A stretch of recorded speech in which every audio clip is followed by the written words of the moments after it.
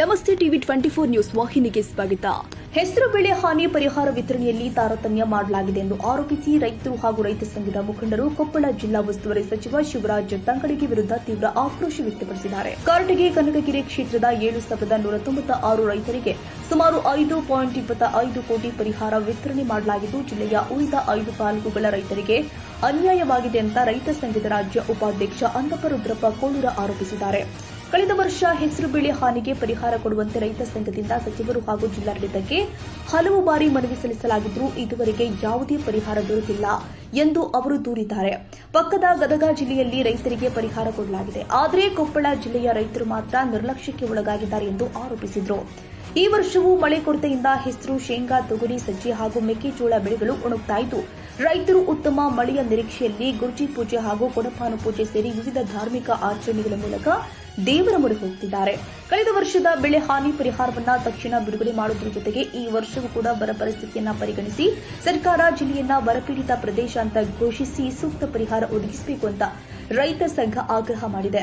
ಈ ಸಂದರ್ಭದಲ್ಲಿ ಮಾತನಾಡಿದ ರೈತ ಶಿವರಾಜ್ ಕಮತರ್, ಬೆಳೆ ಹಾನಿ ಪರಿಹಾರ ಕೊಡುವುದಾಗಿ ಭರವಸೆ ಕೊಟ್ಟ ಸಚಿವರು, ಶಾಸಕರು ಹಾಗೂ ಅಧಿಕಾರಿಗಳು ಈಗ ಎಲ್ಲಿದ್ದಾರೆ?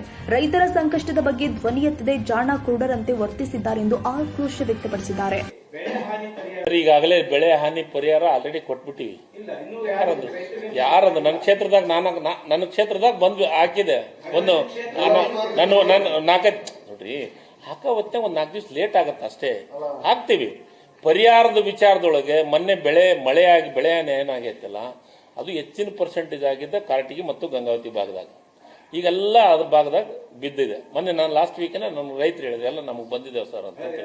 ಯಲಬುರ್ಗಕ್ಕೆ ಒಂದು ಸ್ವಲ್ಪ ಲೇಟ್ ಆಗಿದೆ, ಯಲಬುರ್ಗಕ್ಕೆ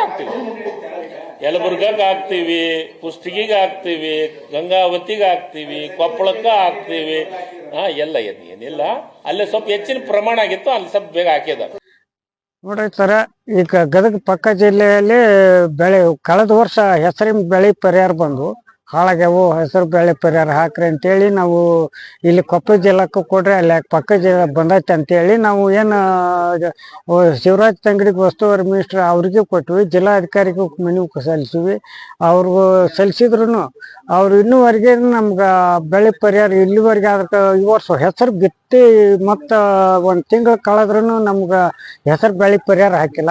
ಶೀಘ್ರದಲ್ಲಿ ಉಳಿದ ತಾಲೂಕಿಗೆ ಹಾಕ್ತು ಅಂತ ಹೇಳಿದವರು, ಇನ್ನೂ ಹೆಸರು ಬೆಳೆ ಪರಿಹಾರ ಹಾಕಿಲ್ಲ. ಶೀಘ್ರದಲ್ಲಿ ಹೆಸರು ಬೆಳೆ ಪರಿಹಾರ ಹಾಕ್ತೀವಿ ಅಂತ ಅವರು ಹೇಳಿದ್ರು, ಹಾಕಿಲ್ಲ. ಆ ಜಿಲ್ಲಾಧಿಕಾರಿಗಳು ಸತ್ಯ ಹೇಳಿಕೆ ನೀಡ್ಯಾರ. ಇಲ್ಲ, ನಾವು ಯಾರನ್ನ ರೈತರ ಅರ್ಜಿ ಕೊಟ್ರೆ ನಾವು ಹಾಕ್ತು ಅಂತ ಹೇಳಿದ್ರು. ನಾವು ರೈತ ಸಂಘದಲ್ಲಿ ಅರ್ಜಿ ಸಲ್ಲಿಸಿದ್ರು ಕೂಡ ಇನ್ನೂ ಅವ್ರ ಸತ್ಯ ತಂತ್ರಿಕಾಂಶ ಮೇಲೆ ಹಾಕ್ತು ಅಂತ ಹೇಳಿದಾರೆ, ಅವರು ಸತ್ಯ ಹಾಕಿಲ್ಲ.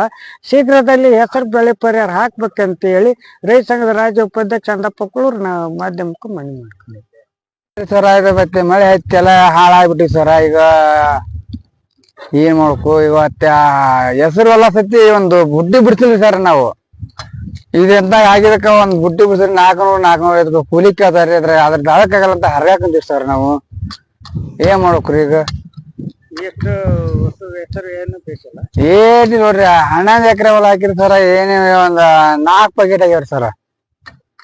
ಏನ್ ಮಾಡ್ಬೇಕು ಸರ? ಹ್ಞೂ ರೀ ಸರ, 4 ಎಕರೆ 11 ಎಕರೆ 4 ಪ್ಯಾಕೆಟ್ ಆಗ್ಯಾವ್ರಿ. ಒಂದು ಕೂರಿ ಹೊಲ ಹರಗಿವ್ರಿ ಸರ್, ಒಂದು ಹೊಲ ಬಿಡ್ಸಿಲ್ರಿ ನಾವು ಸರ್. ದೊಡ್ಡ ಬಸಪ್ಪ ಹಕಾರಿ, ಕೊಪ್ಪಳ, ಟಿವಿ 24 ನ್ಯೂಸ್.